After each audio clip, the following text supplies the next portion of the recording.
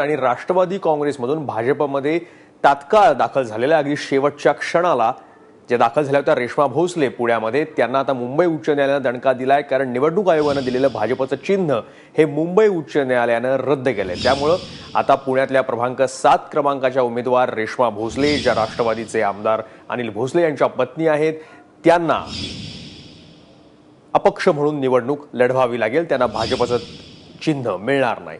मंदार गुंजारी आपले प्रतिनिधी आपल्या सोबत आहेत। मंदार, शेवटी भाजपचं चिन्ह त्यांना मिळू शकलेलं नाहीये रेश्मा भोसलेंना।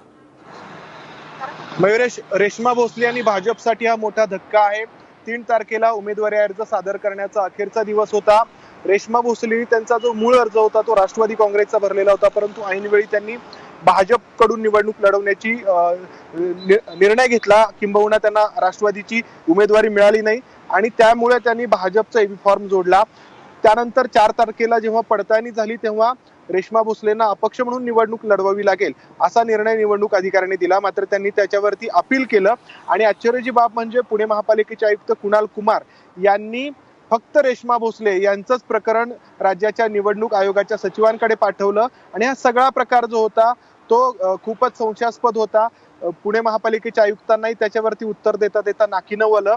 अखेर काँग्रेसचे जे उमेदवार आहेत रेश्मा भोसलेंच्या विरोधात लढणारे दत्ता बहिरट यांनी मुंबई उच्च न्यायालयामध्ये एक याचिका दाखल केली आणि या याचिकेवरती आता काही वेळापूर्वी जो निर्णय आलेला आहे त्या निर्णयानुसार रेश्मा भोसले यांना आता अपक्ष म्हणूनच निवडणूक लढवावी लागणार आहे। ज्या काही बाबी उच्च न्यायालयाच्या समोर मांडण्यात आल्या दत्ता बहिरट यांच्या वकिलांमार्फत, त्यावरती निर्णय देताना उच्च न्यायालयाने रेश्मा भोसले यांना अपक्ष म्हणूनच निवडणूक लढवावी लागेल, तेच नियमामध्ये बसतं, तेच ग्राह्य आहे, अशा प्रकारचा निर्णय दिलेला आहे। यामुळे पुणे भाजपसाठी, रेश्मा भोसलेंसाठी आणि पुणे महापालिकेचे आयुक्त कुणाल कुमार यांच्यासाठी हा मोठा धक्का आहे। मयुरेश, धन्यवाद मंदार, तुम्ही दिलेल्या सगळ्या माहितीबद्दल। त्याच्यामुळे रेश्मा भोसले ज्या राष्ट्रवादीच्या विद्यमान नगरसेविका आहेत, त्यांचे पती हे राष्ट्रवादीकडनं विधान परिषदेवर आमदार आहेत, त्यांना भाजपचं तिकीट घ्यायची घाई झाली होती, पण अखेर मुंबई उच्च न्यायालयानं त्यांना अपक्ष उमेदवार म्हणूनच लढायला लागेल असं सांगितलेलं आहे।